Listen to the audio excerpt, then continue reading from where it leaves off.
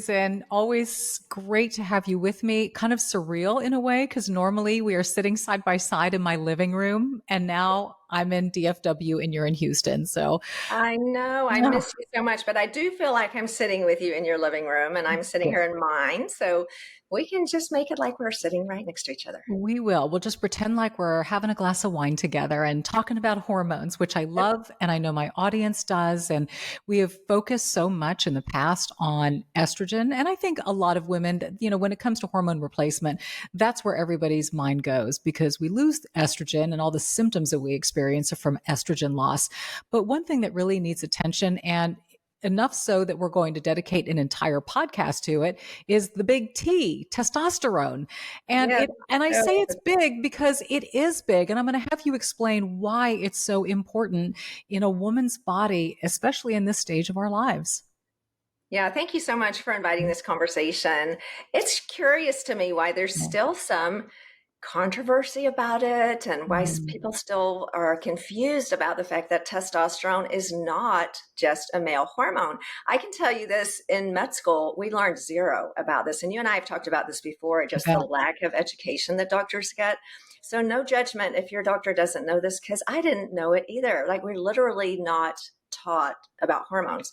In as much as we are taught about hormones, maybe if we're lucky, we learn a little bit about estrogen and maybe Mhm. a tiny bit about progesterone.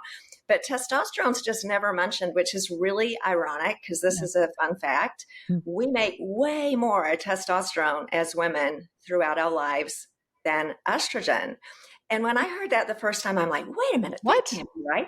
Yeah. Right. It's what? But it's true. And it's so curious that it's just been ignored for all of these years. I totally support, if God said I could only take one hormone, I would take estrogen. And that's really important because, many of the symptoms of menopause that we notice that are the most, I don't know, it's hard to put them in order. They're all so awful, right? Or they Right. can be.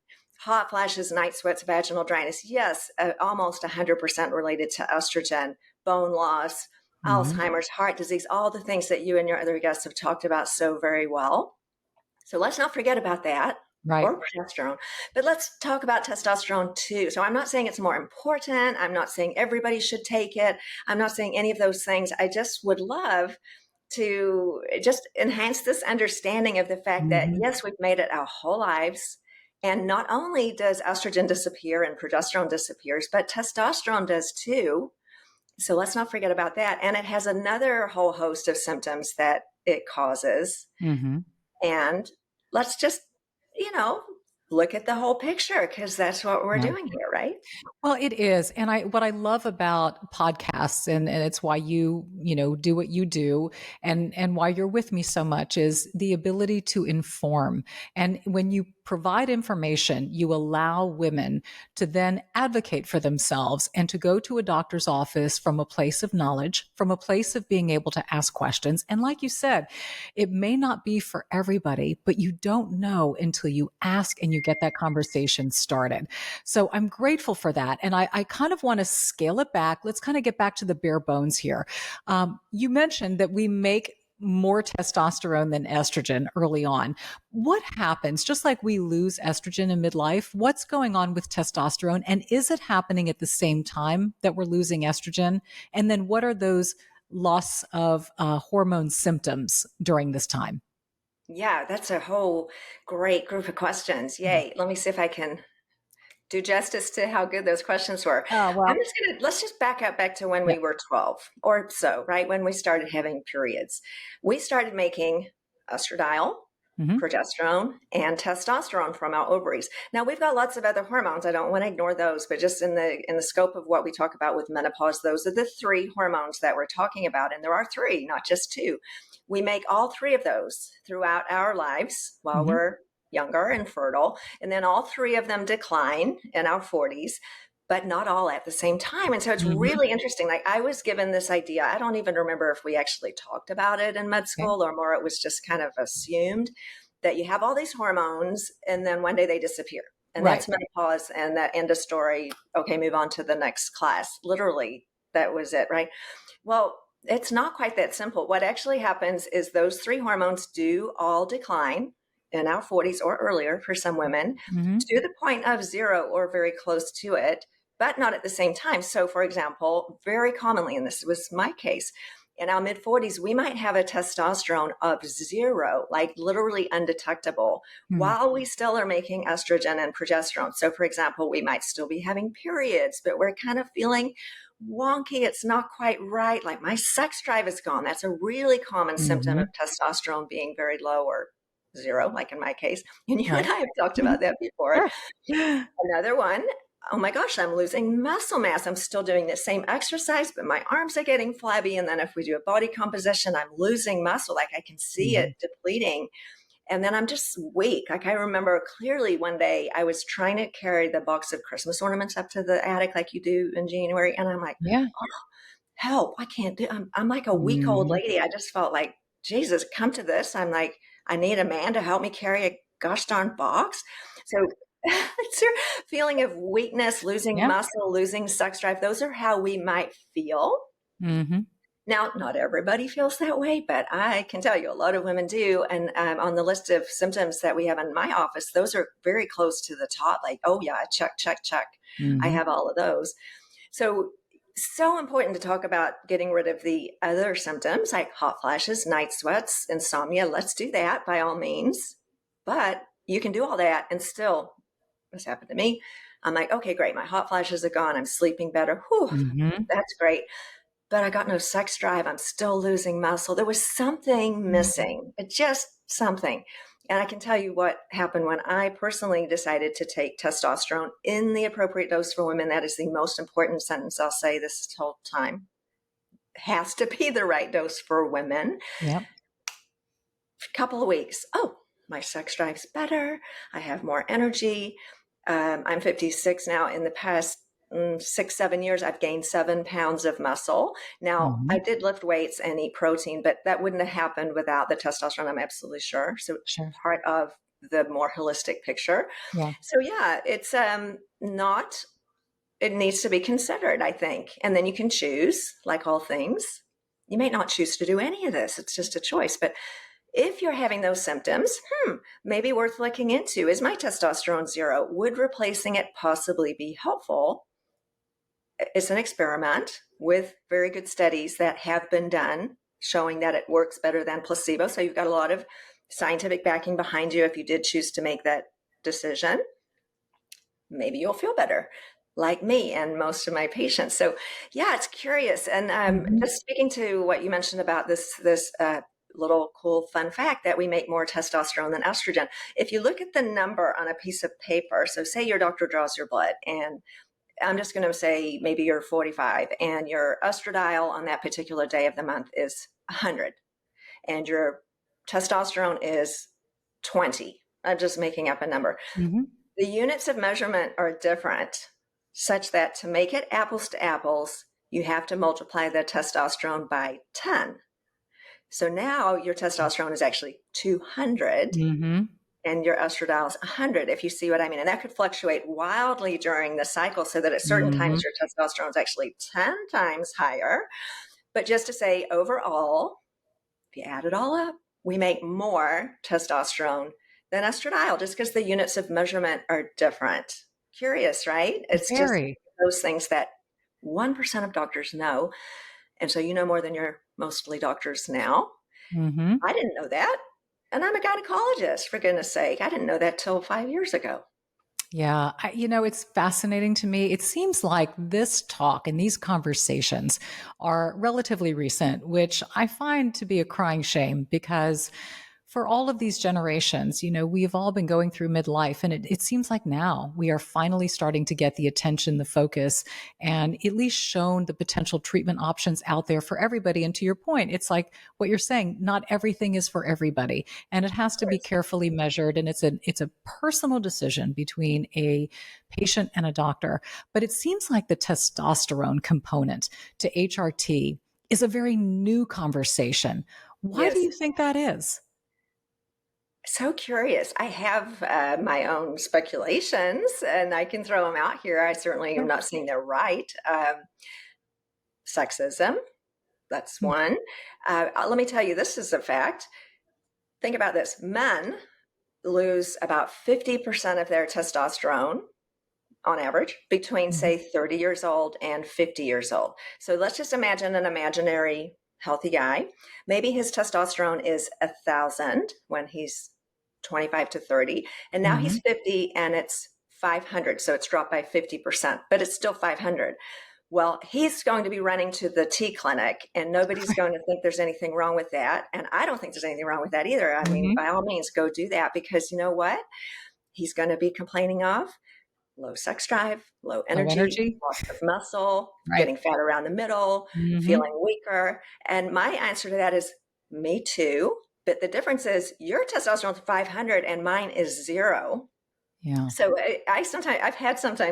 frequently, I'll have a husband or partner come in with their wife, and they're like, Dr. Susan, what's wrong with my wife? Like, they're just confused. Like, what is wrong with her? She's changed. She's different.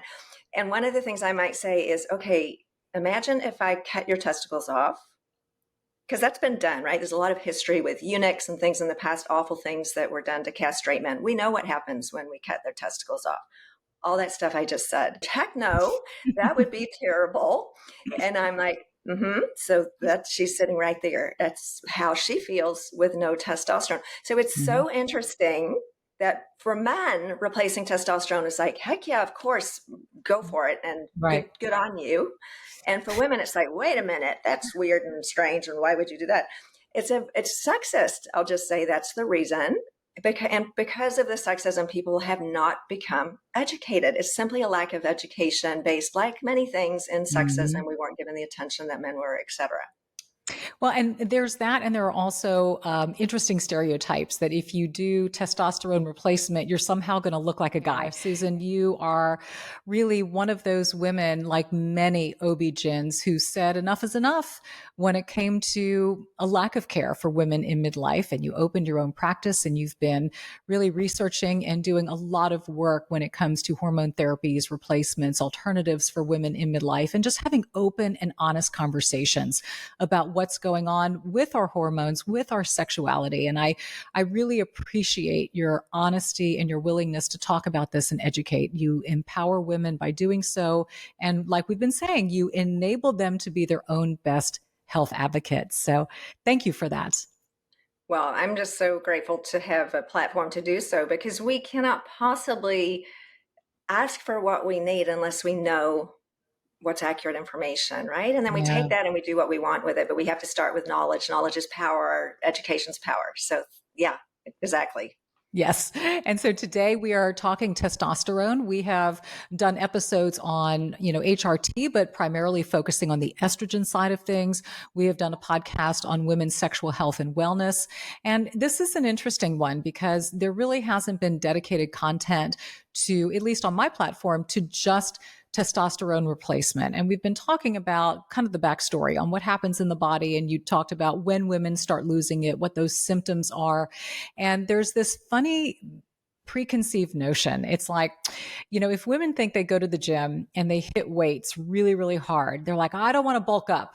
I don't want to bulk up. I don't want to look like a guy.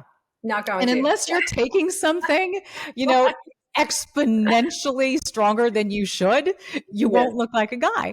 And I think maybe a hesitation or reservation with testosterone replacement therapy is that somehow they're going to lose their femininity. So let's talk about, and I think also there's misconception about dosing when it comes to testosterone replacement. So let's kind of get into that aspect of it and how that works and what it does for a woman if dosed properly. Yes, great questions. So for sure, if I gave you, or if I took enough testosterone, I could turn into someone who looked very masculine. And that might be something that a transgender person might do on purpose, right? So we have a lot of experience with this in circles where that would be wanted. Now, for someone like me, that's not what is wanted. Hormone replacement, I like the word replacement. We're simply replacing what was there before. And if we follow this line of conversation, which is just factually true, that we've had testosterone in our bodies all of our lives, when we felt great, when we had the most energy, the most muscle mass, the best sex drive, the best bone density, we had the highest testosterone. Did we look like men? No, we just looked like young, healthy women because the level of testosterone we had was appropriate for a woman. Now, I mentioned, for example, this hypothetical man in our little story we were telling might have a testosterone of 1,000. We don't want a testosterone of 1,000, of course not. So the level that we want to achieve is similar, in my opinion, to what I had when I felt my best, not what a man would have, of course not. Now, part of this is such an interesting story with testosterone, because this is one of the most crazy things ever. And you may or may not know that testosterone is a controlled substance. The FDA has put it in the bucket of controlled substances like narcotics or other dangerous, addictive things. And that is because it was misused in the professional sporting world. Well, And yes, and that led to, bodybuilding and whatnot. We've heard all the right. stories. Yes, because if you misuse it, and let's just say if you misuse anything, you can get into trouble, right? You Sure. can drink too much alcohol, you can eat too much sugar, you can take too much anything, and that's certainly not good. You could do that with just about anything. So if testosterone is abused, it's performance enhancing. Right. And so it is now tested for in the Olympics and other such high level athletic events, because if women take a lot of testosterone, they are physically stronger and better, and that's not fair and that's not allowed. Well, so yes, we don't want to give that much. Right. And it's been abused in the bodybuilding community for years. And then, athletes used it and so on. And all of that. And it also has very dangerous implications when it is abused too. Of course. Okay. So yes, we don't want to give, look, we don't want to give too much of anything. If I gave someone too much estrogen, that would be very dangerous as well. We don't want to do that, or any kind of too much of anything. But yes, if somebody gives a woman too much testosterone, very unpleasant and not good side effects can happen that are masculinizing, like the least of which are oily skin, acne, but now clitoral enlargement, loss of hair in a male pattern, growth of hair in a male pattern, deepening of the voice, even growing of an Adam's apple. These are things that a transgender person might want, right? But other, women don't. And so, of course, we've got experience with what happens with too much testosterone. Absolutely. We do not want to do that. Again, the idea is simply, let me just say, it's not even an idea. I'm just throwing out the consideration that if we are considering hormone replacement, why on earth are we only considering 2/3 of it? Not all of it. Because my goal for my own body and for my patients is to simulate as much as we can what was there before when we felt the best, to achieve the best wellness, the best lifespan, the best health span, and all of those things. And without testosterone, I do truly believe that we're missing out on just a little bit. It's just maybe 10%, but it's not zero. So if we want to feel our optimal, it's something to just think about. Right. And so at our age, because you and I are the same age at 56, so at our age, our bodies are basically producing zero testosterone. Is that right? Like little to nothing. Yeah, so pretty much. Now mine's zero, and many of my patients are zero. So if you drew my blood and I wasn't taking anything, I would have zero of all three of those hormones: estradiol, progesterone, testosterone. Now, it is true that some women make a teeny bit of testosterone, either from their ovaries or also from our adrenal glands that are right close to our kidneys, but very, very small amounts, if any. So yeah, essentially zero, or might as well be zero, for all intents and purposes. Yeah. And then when you supplement, we'll talk about the different forms of using testosterone and how it can be administered. But when you do it, what are your optimal levels that you're trying to help a patient reach? Yeah, so this is a good question. And I'm just going to say that a lot of people might have a different opinion. So I'm going to tell you mine. Going back to trying to replace what it was when I felt my best, if you're looking at the number on the piece of paper, and let's just say the units of estradiol are, this is TMI, but they're picograms per milliliter compared to nanograms per deciliter or whatever. But let's just look at that number. So your ideal number for testosterone, in my opinion, might be somewhere between 50 and 100. Now, in the community, and I do not think this is a good idea, it's quite common for certain places to recommend it to be 200 or 300, or I've had patients that were 600 or 800. Wow. And they will feel good for a short while. They'll have a ton of energy, great sex drive, and that's fine. But then they'll develop potentially a lot of unpleasant side effects, because that is not a testosterone level that is what our bodies were made to live with. So if we're Mm-hmm. in the camp, which I am, that believes that hormone replacement is putting back what was lost, we want to stick somewhere in that range. Now, keep in mind also throughout our lives, our hormone levels fluctuate. Like when we were having periods, they went up and Sure. down. So it's not always going to be exactly the same one day to the next. Whatever product you use, it'll be a little higher, some days a little lower, some days. And that is just what's been happening all your life. But hanging around in that range. I checked mine last week and it was 80 and I feel fantastic. Mm-hmm. In the past, I've done an experiment on myself. This is how it works, right? I've had mine higher and I also felt fantastic, but it doesn't need to be higher to feel fantastic. So I think a very wise approach to anything in medicine is to take the dose that works. That's the lowest dose, right? And Mm-hmm. if it's an appropriate dose, why take more? Because more isn't better. In fact, more can get you into trouble in Right. lots of ways, right? Right. Right. With everything Yeah, in you life. can experience hair loss, like you mentioned, and these unwanted side effects just by being a bit more.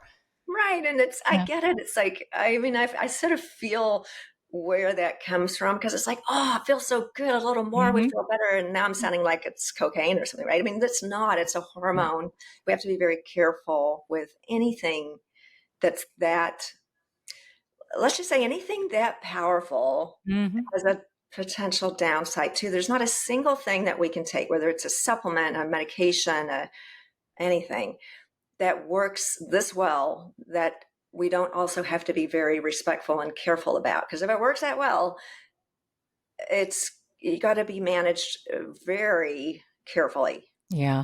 Well, and it's also connected to the fact that when we supplement estrogen and when, estrogen replacement and progesterone replacement is given, it's not given in the same dose that we created when we were in our 20s. It is in a more moderate conservative dose to be optimal in your late 40s and 50s. So you're basically saying the same thing with testosterone here. Yes, yes. And you're right. Now, when we're having periods, Mm-hmm. or goodness, when we're pregnant, even more so, our estradiol might range from 50 to 500. I mean, we make tons of estrogen, and that isn't always pleasant. I mean, those of us Sure. who can still remember having periods around like, oh, breast tenderness and Mm-hmm. PMS. And so these wild fluctuations of estrogen that we have in perimenopause and earlier, yeah, that's not entirely pleasant. And so when we're menopausal, one of my favorite things about being menopausal is I get to have pretty stable hormones all the time. So I don't want my estrogen to be 500. Mm-hmm. No, I want it to be on the lower end of where it was when I was having periods because that feels better. We don't have all those awful side effects and of high estrogen. That is like all the things, breast tenderness, water retention. Mm-hmm. And also the lower dose is enough to achieve the goal. So we want enough to alleviate the symptoms. So for estrogen, that'd be hot flashes, night sweats, vaginal dryness Mm-hmm. without causing side effects. Now, in respect to testosterone, in order to alleviate the symptoms like low sex drive, muscle loss, etc., we are getting a little bit closer to what it was at the highest, but when we were younger, Mm-hmm. and that's fine. And frankly, it's not harmful to take more estrogen either. It just creates more side effects. So it's a very tight balance between getting the side effects to go away so we feel well, Right. and also not create side effects on the other side, because the whole goal is to feel better, not to create 10 more problems, right? And Mm-hmm. so, yes, too high testosterone is why testosterone, in my opinion, has gotten a little bit of a bad name in some circles because many people were given too much, and that was a sad thing. Yeah. Can testosterone counterbalance or be helpful to the other hormones that a woman may be taking in midlife?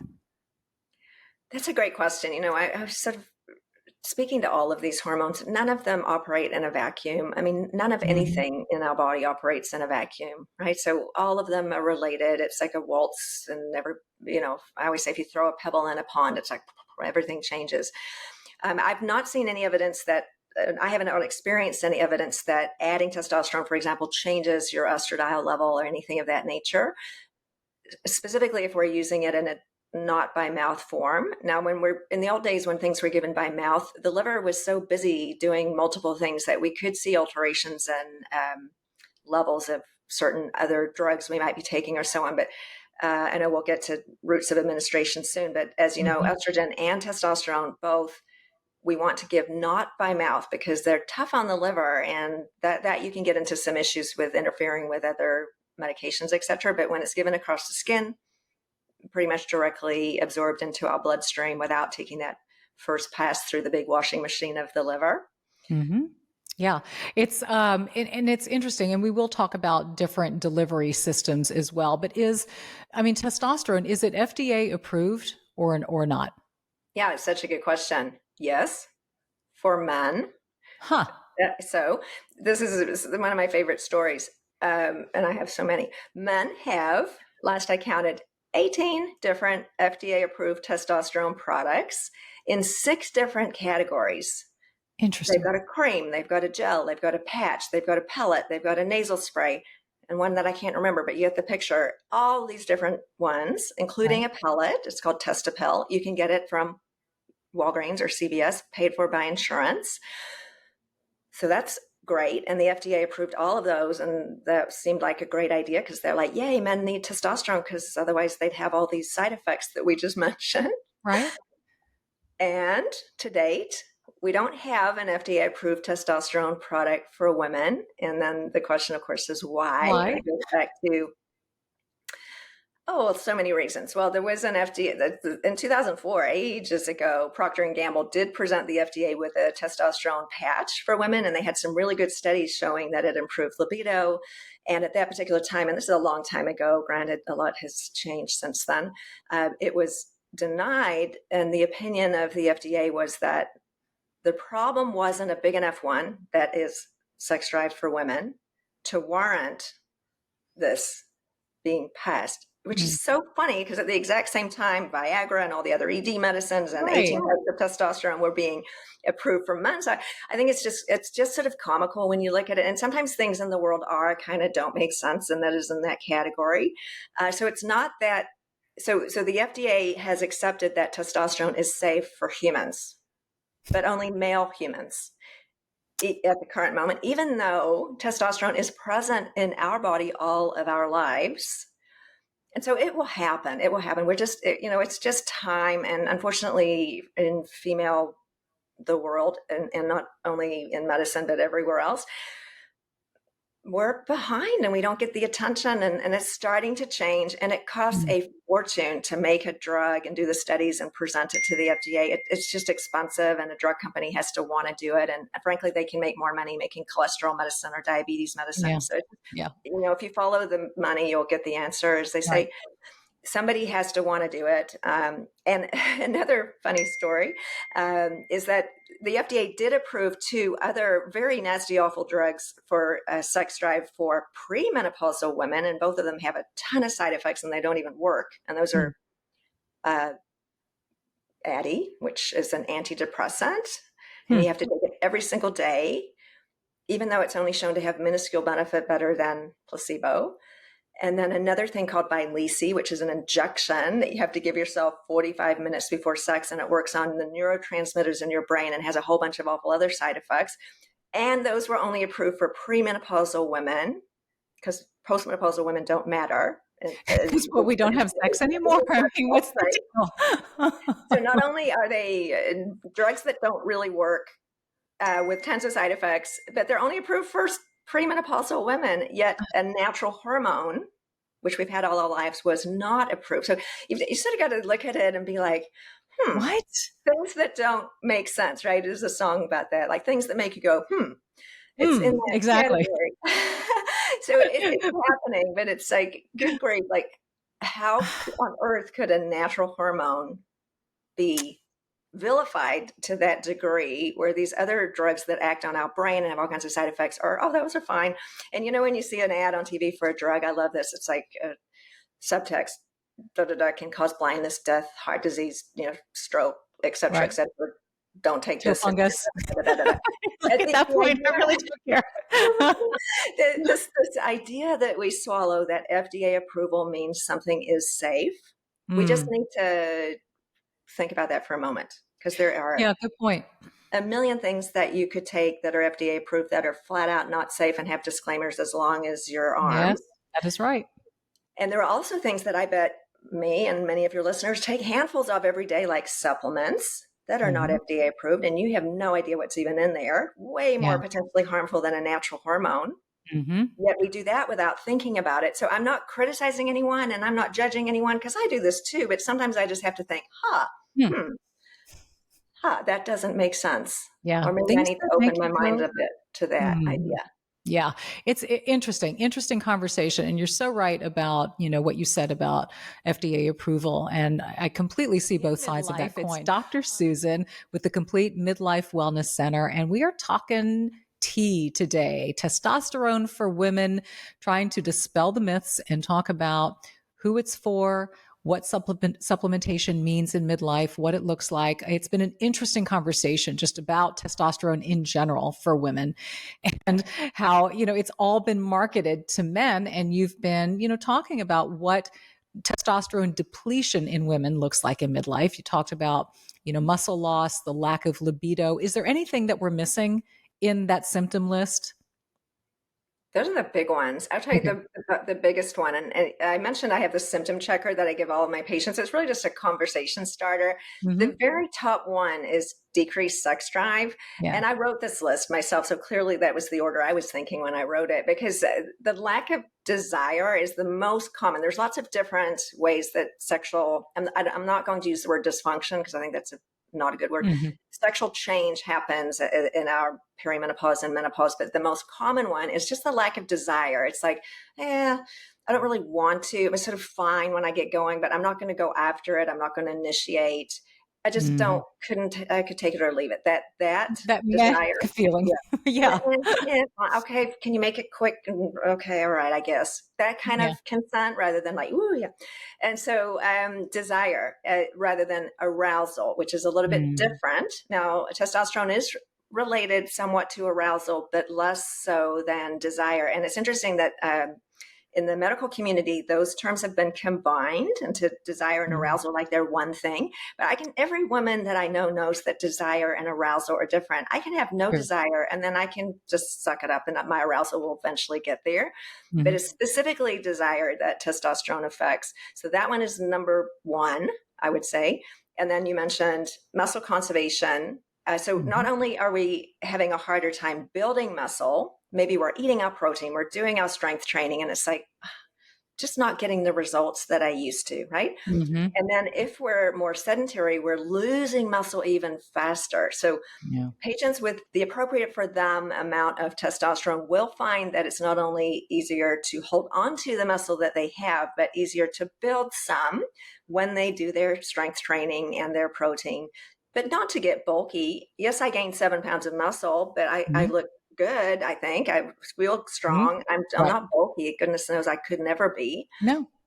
I look more like my arms look like when I was 30. They're not little Mm-hmm. sticks with skin hanging off the bottom like they were when I had no muscle. Right. And that looks good in clothes, right? But it also feels good, because we were talking about being able to pick up a heavy box. Mm-hmm. And then I often think, now that we're getting closer to end of life, like, what do I want to be able to do when I'm 80, 90? I want to carry my box. I want to carry my own suitcase. I want to be able to walk up the stairs or get myself off the floor or play with my Mm-hmm. grandkids on the ground, and these things that require muscle mass. So in as much as you've talked so much, and it's so wonderful to talk so much about how important muscle mass is, testosterone is an important player there. Now, could you have no testosterone and still maintain your muscle mass? Yes, you Mm-hmm. could, but it's harder for Yeah. sure. Many women, and you could tell, your guests might say, well, I've not taken any hormones and my muscle mass is great. And yes, it's not black and white. It's one of the factors, right? One Mm-hmm. of the factors in the big soup of how to be well. It wouldn't Yeah. be accurate to say, oh, testosterone fixes everything. Of course not. It's just one of the things to consider as the many Yes. things, right? Yeah, it's each woman's unique journey, and I'll throw this in just as a personal story. My mom, who everybody on listening and watching, I mean, everybody knew and adored my mother, and she was a big proponent for hormone replacement therapy, and she started back in the day when nobody knew about it or talked about it, and she was researching, bioidentical hormones back before that even became a buzzword or a conversation. And Amazing. she, I mean, to her final years, would supplement with testosterone testosterone and would work out at the gym and would lift weights. And people would always say, what do you do? What do you do? And I'm not going to say that it was just that one thing, because it's not, Susan. You and I both know it's a culmination of a lot of choices and decisions. But I saw in her how it was benefiting her. I mean, she was independent, she was strong, and she wanted to do for herself. And so she was making choices that enabled her to do that. And that was her walk and her choice. But, as a daughter, it was interesting to see my mom choosing to live life out in that way and watch her and learn from her. So I want to now talk about just different avenues and choices. So if a woman's saying, okay, I'm feeling a lack of libido. My sex drive has tanked. I don't want to have sex with my husband or my partner or whomever. They're concerned about muscle, and muscle also supports bone, which is really critical for us as we age Yes, too. so let me jump in and thank you for reminding me. Of course, those two are interrelated. They're stuck together literally in our body, right? So when we have better muscle mass, it improves our bone health. And testosterone, independent of muscle, has a positive effect on bone building along with estrogen. So all of us by now know that estrogen is really helpful for preventing osteoporosis, and testosterone is too. So both of them in conjunction are very good for reducing our risk of osteoporosis. So thank you for bringing that one up. Yeah, you bet. What should a woman do? I mean, you and I both know not every medical practitioner sees this, right? Or speaks to this. So what is a woman to do if she wants to advocate for her own health and at least explore and examine her options? Where should she start? How should she start? And it's very sad and frustrating that she should have to go to so much trouble, I'll just say. Correct. But here we are. And I imagine, goodness knows what our mothers and grandmothers had to do to get around things that we now find normal. We have access to so many things that they didn't, and they had to try so hard to get a vote, or things that were just like, normal. Right. So yes, we're in that time of life regarding hormones where we do have to advocate for ourselves and be forward thinking in order to have access to these things that are still somewhat on the fringe of what your typical doctor is going to think is normal practice. Here's a couple, I'm not going to say they're problems, but things to think through. In my experience, talking with a woman about her hormones does not take place in 15 minutes. And so it's very tricky to do in a traditional OB-GYN setting or your family practice or whatever, because they have 15 minutes and they're just not going to be able to talk about it because it takes an hour or so. So finding someone who has time. Well, how do we do that? Google and find, it's just a shame. In Houston, luckily, we have some great resources where you can find doctors. If you Google bioidentical hormone replacement, you'll come up with lots of different options. And then you'll have to do some sifting through because, as I mentioned, a lot of them, in my humble opinion, will give you way too much. So if you were going to somebody, it would be great if you could say, I want to get this much. For example, I would like to get testosterone such that my levels are 50 to 100, and please don't give me more than that. If you don't mind, thank you very much. Because otherwise, we're going to be at the mercy of whatever their little calculator says. And I'm very critical, I'll just say openly, about the so-called calculators that companies, and I don't mind naming them, like BioT, put out there. And doctors just punch in some numbers and they might say, oh, Dominique, you need 200 milligrams of testosterone. That would be terrible. So, for example, the dose that I take now is about 1/3 of what that calculator would suggest that I would need. It's just too much. And so I would highly encourage finding a doctor that doesn't rely on a calculator. They need to use their mind. They need experience. They need experience. Someone who's worked in this field for a long time. And I would ask them some questions like, what is your goal for my testosterone level? And then what is your experience with that? And whatever you think might be appropriate for you to be comfortable, because it's a very important conversation. Yeah, now, it's your health and your safety. And I also want to throw out, I think we had talked about maybe in a previous podcast, menopause.org as a way to find a practitioner in your area, somebody who's specializing in this. Yeah, so the North American Menopause Society, and this is their website, is a great resource. And there's always a caveat to everything. I will tell you, it's a fantastic organization. There are different levels that one Mhm. can just pay to be a member. You Mhm. can pay so much money and be a member and know nothing, and you might be listed there. Or you can be what's called a practitioner, and that's going to have the letter P after it. And Okay. so those of us who have that letter P at least had to take a test. There's a pretty extensive test. People with the practitioner designation, at least that you can assume they have some level of education, but we do have to be careful that anyone can be a member, just to say. Mm. So let's look for a practitioner, and that's a good resource. And then within that group of practitioners, there's going to be 100 different opinions, and you want to find someone who is shares your point of view, because there's not a right answer and a wrong answer. There's what answer feels good for you. And Mhm. I think it's great to find a provider who supports, even if they don't share, but supports your view, because you are Mm. in charge of your body. I'm not going to tell anyone what to do, and I'm by no means doing that today. You do you. I'm just Mhm. saying this is something that works for me and a lot of my patients, and so something to possibly consider. So, yeah, it's tough to have to do that, isn't it? To get on Google and Mm. do the searching, but Yeah. you are worth it. Look at the reviews. Yes, yes, yes. And you know what? It's so funny. I kind of compare shopping for a midlife practitioner like going to a thrift store or several thrift stores. You know, you got to go, and a lot of it'll be just meh. But then you strike gold and you find the one, you find the thing, and when you do, it is. It's a thrill because, you know, on one hand, yes, you hit gold with, you know, a piece of fashion, but on the other hand, you hit gold with your life and your wellness. And it's worth the time. You know, it is worth the investment. It's worth the research because you're the only you've got. And to your point, you know, you are worth the best care out there. And I can't stress enough. I mean, I've fired doctors. I'm like, you're not listening to me. You're not You should hearing me. be. And Yes, people should, you know, I'm sorry, a doctor's not God. They don't know everything. And if you're not being heard, if you're not being understood, if you're not being cared for, there are many others out there. Go find somebody who's going to listen to you. And that's to your point. You know, 15 minutes may not be enough to get the job done right. I agree with everything you just said. And to add to that, I was one of those doctors. So, with no judgment, just saying they don't know this stuff. Like if you've listened to Dominique and you've listened to me and you've listened to Mary Claire Haver and you've listened to Mhm. people that are educated and have devoted their life to learning about this, you know more than they do. And Yeah. that's not their fault. They're busy trying to deal with insurance companies and see 40 patients a day. And they haven't read much lately because they're exhausted when they get home.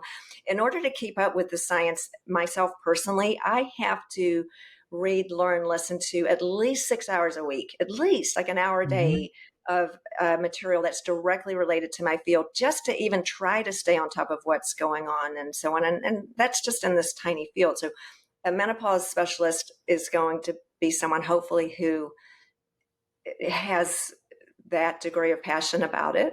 Right. And yeah, you might kiss a few frogs and then move on. Right, exactly.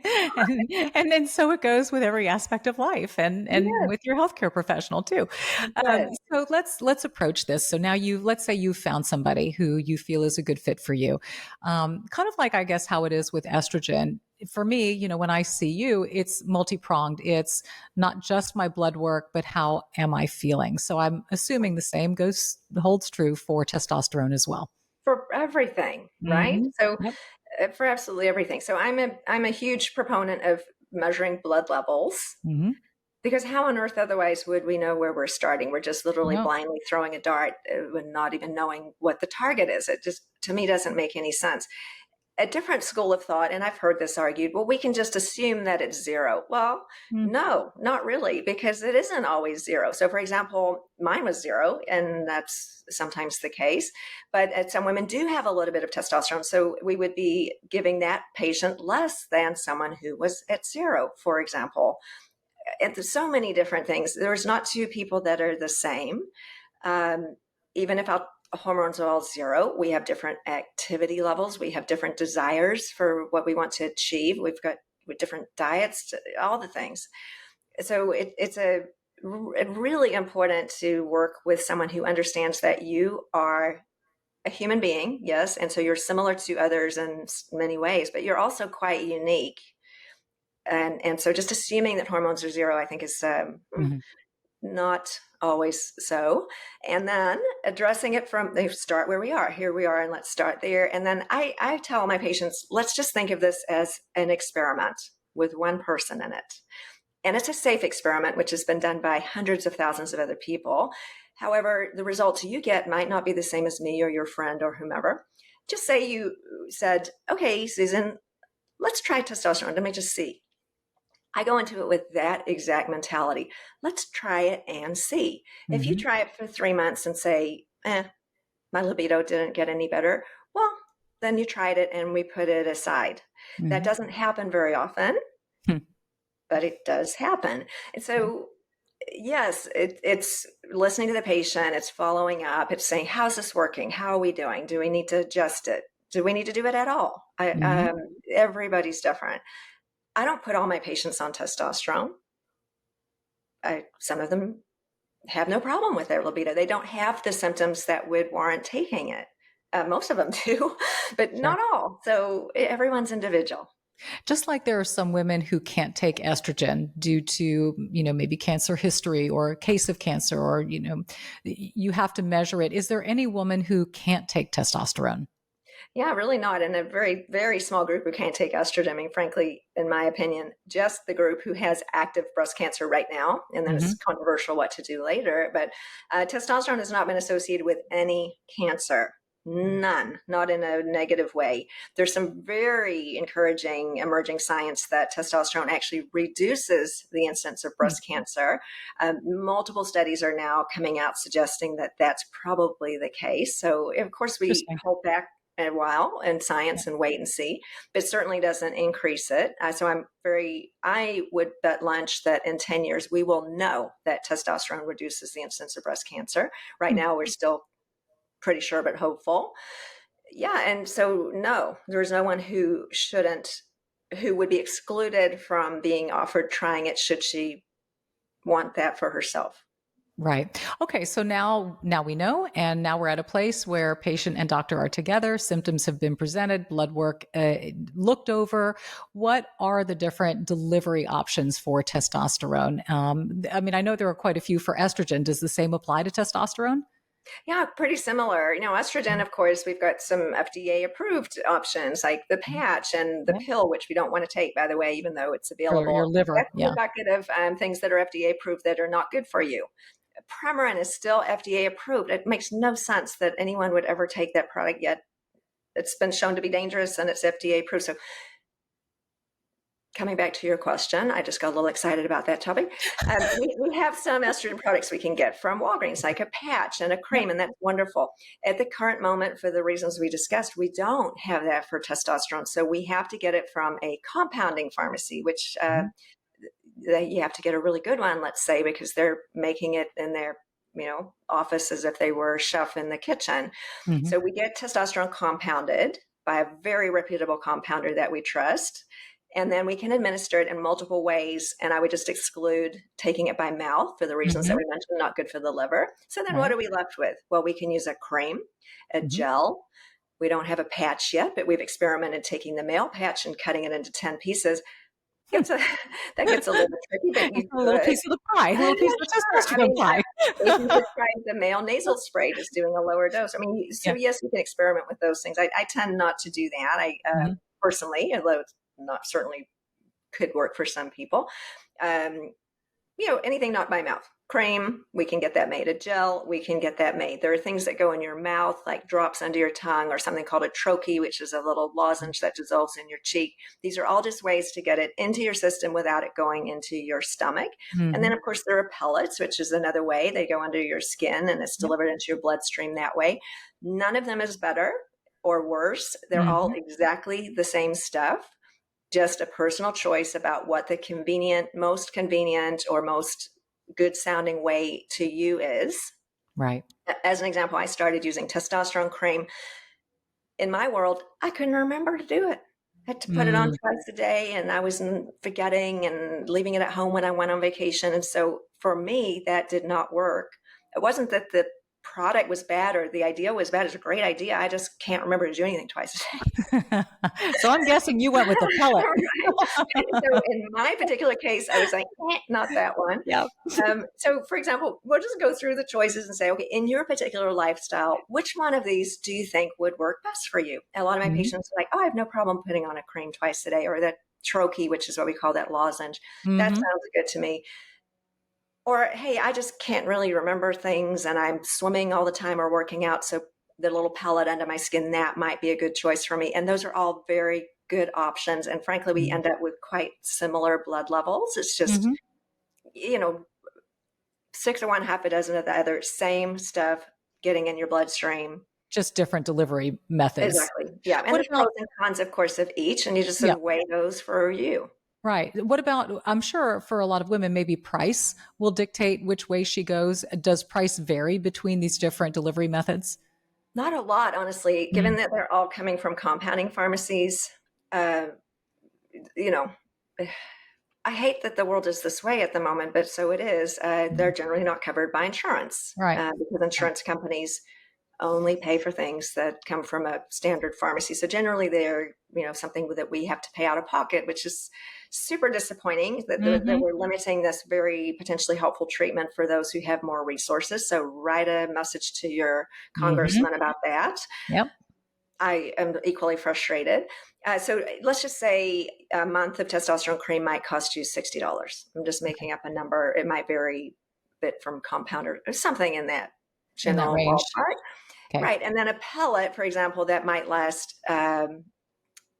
say 3 months. I didn't want to give a specific time because it is different for different people. Say it lasts 12 to 14 weeks. That might be $150 a month. So it's a bit more. Yeah. But, depending on your particular point of view, is that a lot more or not a lot more? That's a personal decision.